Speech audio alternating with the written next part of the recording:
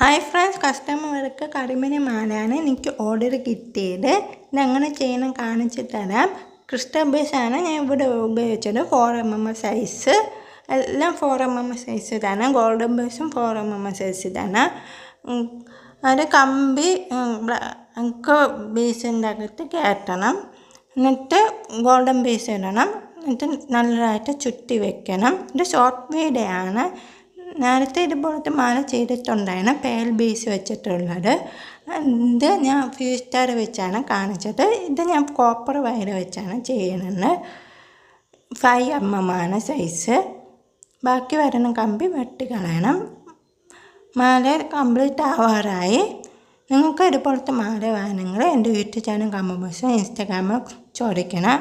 നേരത്തെ അറിയിച്ചാൽ എനിക്ക് ചെയ്ത് വെക്കാൻ പറ്റുള്ളൂ.